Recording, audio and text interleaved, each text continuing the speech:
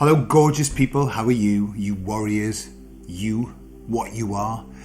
Today I'm talking about a couple of things. First of all, I'm going to be telling you about the wonderful job that you've been doing up to now. And I count myself in that as well. And also I'm going to be answering a question that Monica asked, which comes from the emissaries, which is, why is it that we have to forget everything when we come here? Why do we forget everything? So I'll tell you all about it on the other side.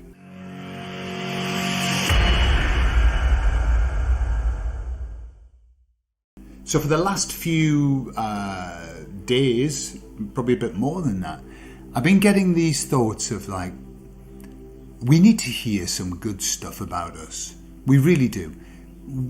We need to hear what a jolly good job we've been doing. And I was asking the emissaries, I said, so have you been putting that in my mind? They said, yes. It's time for a bit of feedback. And so the feedback is this, and this comes from them as well, but it comes from me, okay? I see the journey that you've been on, and that we've all been on, has been incredible. It's been hard. It's been challenging. It's been almost impossible sometimes. It's felt that way. And yet what I see, and I'm using kind of the people that I talk to, I'm using the Peaceful Rebellion group, which you can join, but you've got to be a nice person. And what's happening there, and what I'm seeing is that the development of everybody, the way that they're developing themselves, the way that they're moving to higher levels of living is incredible. And so we can be really, really proud of everything that we've done up to now. We have gone through a very difficult time. And even though it's been very difficult, we got through it. And not only that, but we got through it and became very different people. I think everybody listening to this, if you look at yourself and say, what was I like 4 years ago compared to where I am now? We are very different people, and we are much stronger. I think this has really tempered us. We've been passed through the flame, and we're much stronger and much calmer, I think. What I don't see is this reaction that we used to have. We were very reactive. I was very reactive. Oh my God, look at this. And, good news was like fantastic news. And now I'm much more kind of calm, and everybody seems to be a little bit more calm and not believing. In general, just not believing the hype, the lies, on both sides I'm talking about. It's like everybody's kind of like, yeah, I've seen this shit before, and no. So, well done. Honestly, we all deserve a fantastic big fucking pat on the back. And that pat is coming from the emissaries. So there you are. Okay, so next bit. The question that Monica asked, and it's a great question, and it's one that I've kind of dealt with the emissaries before, is why must we forget? What's the point of this process of coming here onto Earth and coming here with everything wiped out, all of our memories and everything? Okay? Yes, we can access them, for example, in hypnosis and everything, but there's always an element of, am I making this up? Is this not really real? Okay? So we haven't got tangible memories. Some people claim that they have. Yeah, I remember all my past lives and all of that. Super duper. But for the vast majority of us, there's a doubt. And I'm going to tell you why. It has to be that way. So let's start. So the emissary said, the idea of this is, when people are here on this earth finding it hard, on the knees, struggling, losing faith, feeling alone, destitute. These were their words. They are fulfilling the plan that they have created. The plan, the purpose of this. The idea of this experience is that we do it on our own, with no help. And that's kind of not quite true, because we have loads of help. It's the feeling that we carry when the shit's hitting the fan and we feel that it's just us. This is where the true growth happens. This is where we truly ascend as beings. This is where we gain our strength. This is where we've been, right? In the last few years.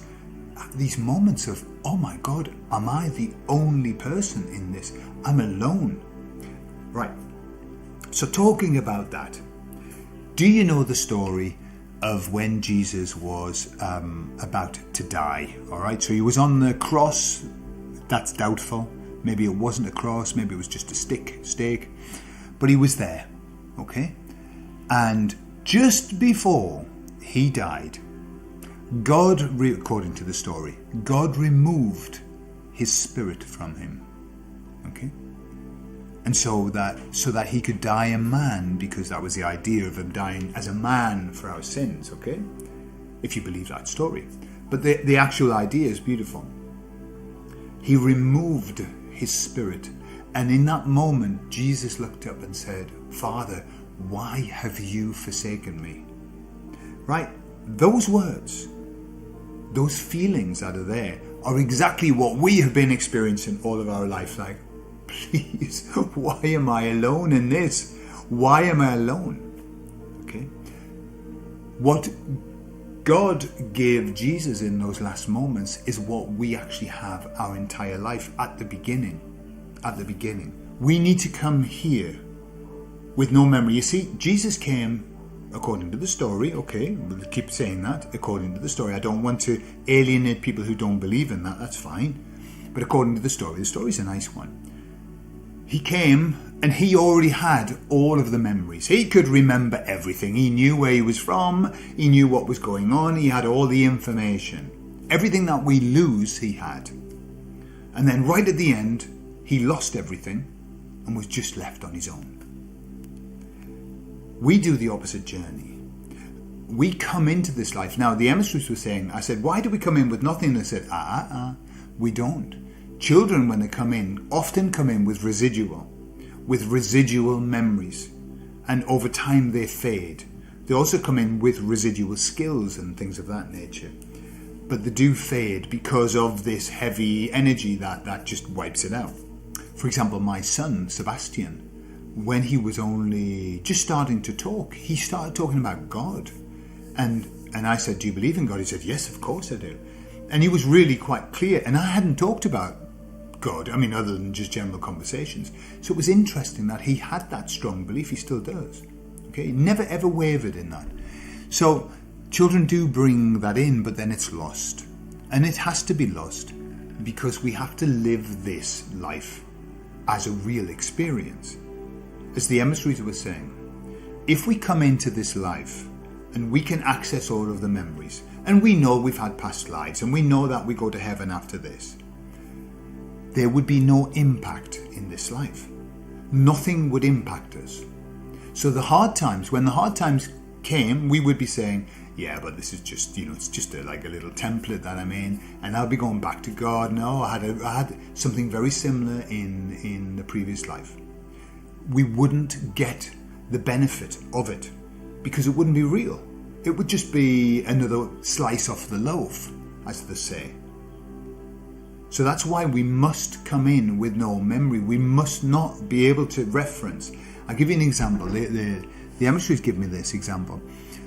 My wife and my daughter, they spent about 3 years watching every scary movie that there was. Every scary film that was available, they watched it. And what I noticed, I didn't, because I don't really like scary movies. They make me frightened. And I've got a generous nose, and ever since I've been a kid, I've watched scary movies like this, over the top of my nose. So I can just see corner of the screen like that. That's how I watch my scary movies, with that eye closed. So it works as well. They started to get into this pattern, I noticed, which was they would start to watch a film and then they would say, he's going to die, he's the baddie, this is what's going to happen. And they would be able to foretell what was going to happen before it happened, just by seeing the patterns, okay? And the patterns are what we learn from. And so what happened was the films, scary films, lost their edge. They lost the edge because they didn't impact, because they knew what was going to happen. I've seen this shit before. This is exactly what would happen if we came to life with all the memories. There would be no edge to it.